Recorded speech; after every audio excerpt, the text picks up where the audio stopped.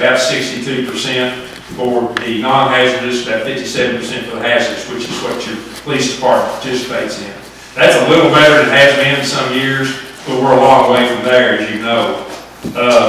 The next page is the same kind of data for the post-employment benefits, and oddly, in 24, that number's turned around to be a positive number. It was actually considered to be fully funded on the non-hazardous side, which really surprised a lot of us, but it's that way statewide on the non-hazardous side.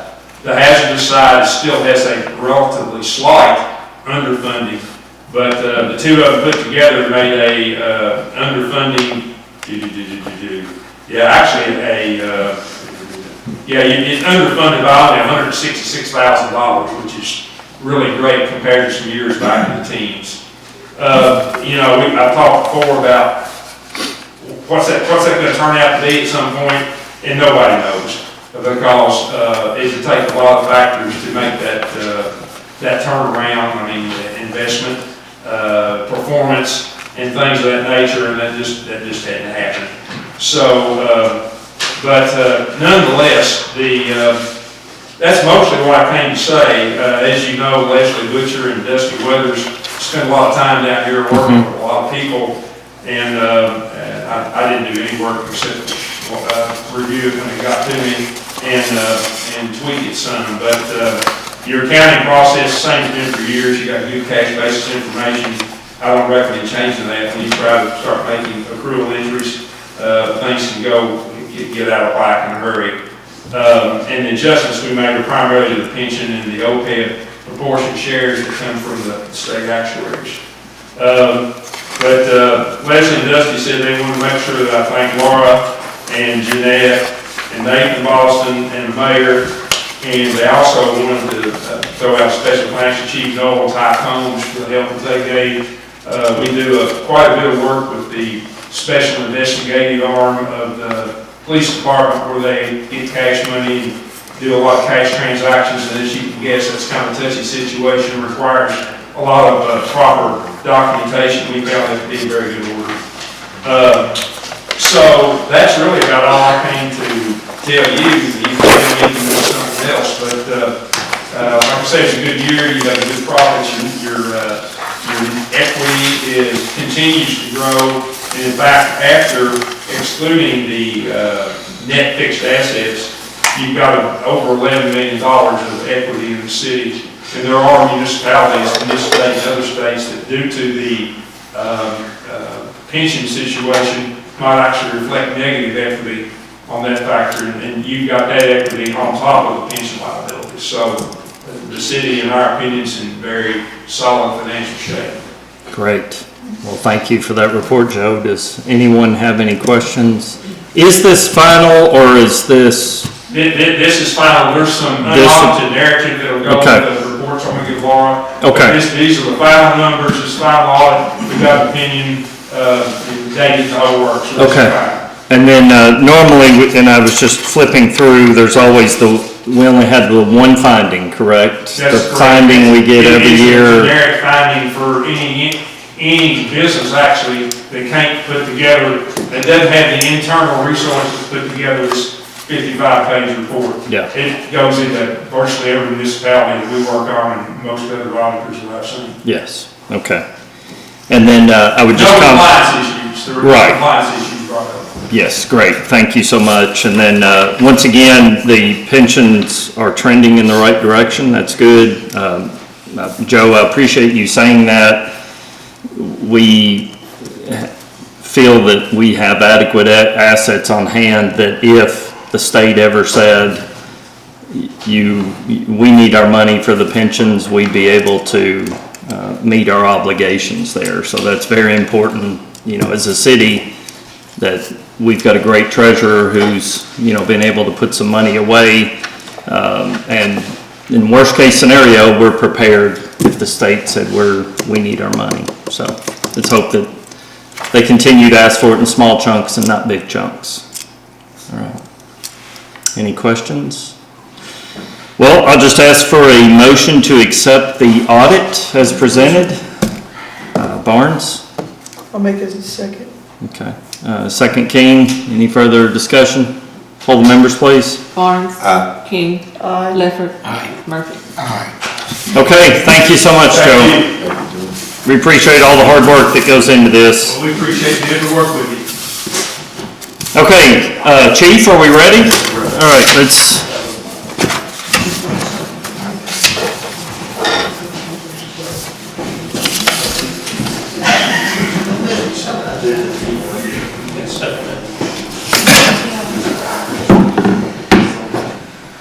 Sergeant Casey Browning, right in center.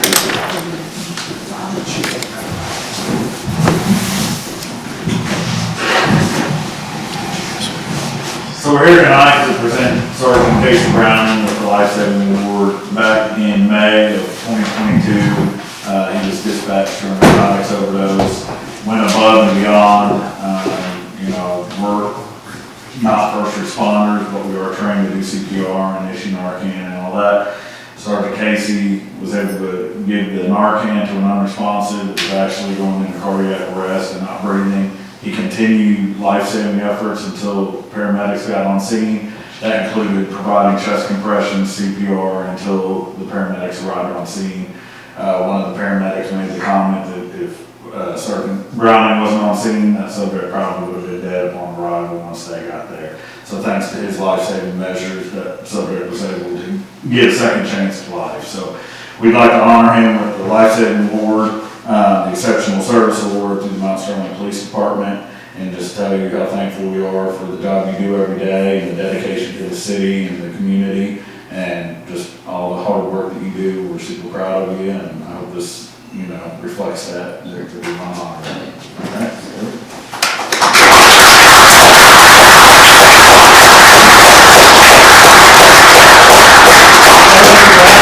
Great example. Can we get a picture?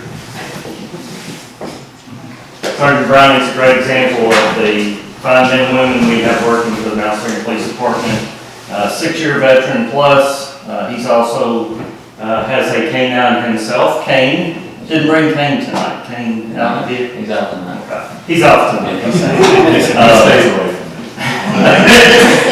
And recently promoted to sergeant. So just a great testament to what can take place when you work hard, you commit yourself, and he's done that for our city and for the citizens here. So we can't thank you enough. And we're going to turn it over and let you say a few words. So. And I first will say, all glory belongs to God, that without him, none of us be an opportunity. I'd like to thank Chief and Mayor for the opportunity and ability to grow in this department. I'd like to thank my family for forming me into the man I am today, and the people that stand up for me every single day and show me love. I can honestly say that City of Mount Sterling is lucky to have some of the greatest men and women in the Commonwealth. We did. Absolutely. Well said. Well, thank you, Casey. Everybody.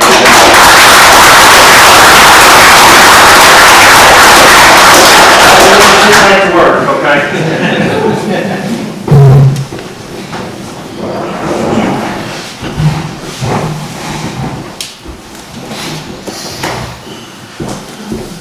Okay, next we have some special guests from Columbia Gas who are going to brief us on a big project that's coming, right? Good evening. Thank you, Mayor Watts, for the invitation and opportunity to come speak with you all tonight.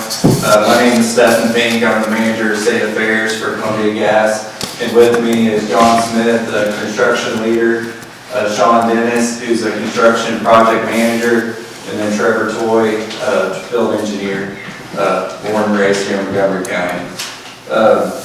Tonight we wanted to come talk to you all about and share a main replacement project that we have planned for here in Mount Sterling next year. We're calling it the Harrison SMRP project. It'll actually be one of our largest projects across the footprint that we'll be doing next year in 2026. We met with Mayor Watts a few weeks ago, and he thought it'd be best if we came and shared the project with the whole city council and address any questions there might be. In your packet should be the customer letter. If not, I brought some copies, but this is a letter that we mailed to all the affected customers roughly a month out before it starts, and we're planning on starting pretty early next year. And we also have maps with us. But in this customer letter, there's a lot of good information for the customer to see, a hotline to call with any issues, and just something good for them to have in a map of the project. So with that, I'm going to turn it over to John and let him come up and talk through the project a little more, and I'll hand out these maps, because I didn't send that to Mary Box.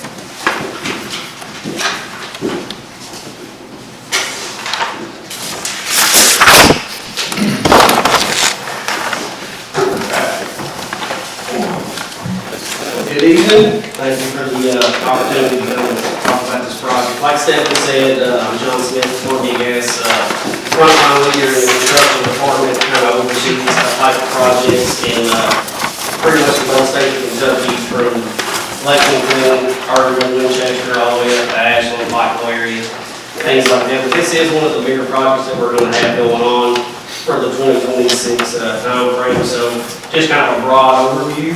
We're going to be installing about 12,600 feet of new plastic medium pressure pipeline. That is going to be replacing about 21,000 feet of low pressure bare steel pipeline that was put in around the 1930s time frame. So along with that, we will be replacing 204 service lines to the homes and upgrading those from a low pressure to a medium pressure system, and doing 36 meter move outs. So any kind of meters that are now inside homes, I'm sure you folks have seen those before, where gas meters are in basements or things like that, those will be coming outside and having regulators put on them for safety measures along with everything else. So kind of what does this mean for us, right? So with this letter that you have in your hand, every customer in the scope of the project will receive this letter. So they'll receive this about a month before we start. And it kind of just goes through a broad overview of what's going to take place. Okay, so first thing that folks will see, when we get the project started, is they're going to start seeing flags in their yard hanging on the ground, right? We're going to call 811 before we dig, water, sewer, electric, gas. Everybody's going to come out there and do their locates and start marking where the utilities are. And then we are going to come out and start installing gas lines. So with all that comes a lot of questions, right? So the first thing I want to point out on this letter is this number at the bottom. It's a 1-800 number. I know what people think. Oh, it's a 1-800 number. So when you call that 1-800 number, it is monitored 24 hours a day, 7 days a week. I have an internal department goal that when somebody calls this number, that somebody gets back with him within 24 hours because of all their concern. So we worked with the mayor, Nathan, quite a bit on Bolt Avenue, Spring Avenue, several projects in Mount Sterling have had some success. This is a bigger one, and it's kind of right here in the area, so we just kind of wanted to get in front of you guys and kind of go over what some of the stuff may be. So why are we replacing the gas lines? So again, these was put in around the 1930s. I think Mount Sterling over the last couple of years has seen its share of infrastructure kind of deteriorating, water, sewer, bridges, roads, everybody's dealing with it, right? Every city around central Kentucky is dealing with that type of stuff. So that's why we're doing this, because it's old, it needs done. Also, one huge benefit, we're going from a low pressure system to a medium pressure system. So there will be more opportunities if people want to add grills, patios, pool heaters, things like that. New businesses want to start in and put in stuff that takes a lot more gas to run. We'll now have that opportunity because we'll have a medium pressure system instead of a low pressure system. So a couple of things, how will we identify people that work for us? Everybody that works for Columbia Gas, either an employee or a contractor, will have a badge. We'll have an employee identification badge that says either Columbia Gas employee or contractor for Columbia Gas. So I know these days a lot of folks worry about getting scammed and people trying to get into their houses and get money out of them, things like that. So if there's ever any question, every employee, contractor, or company will have that employee identification with them. If they do not, obviously they'll let them into the premises and call us, and we'll probably contact the police department to let them try to investigate along with our corporate security folks. So, does this project cost anything? No, this project does not cost anything. That's usually a huge question. Okay, you're going to put a new service line into my home. You're saying all this good stuff's going to happen. What's it going to cost me? Not a thing. You will not receive a bill on your for your service line replacement, for your main replacement. There's not an increase on your gas bill. It's normal as everything will be normal as it always has been as far as it comes to your bill. You won't get any kind of increase because of this project. So that's one big thing. Another question we get asked a lot is why do we need to move the gas meter outside? So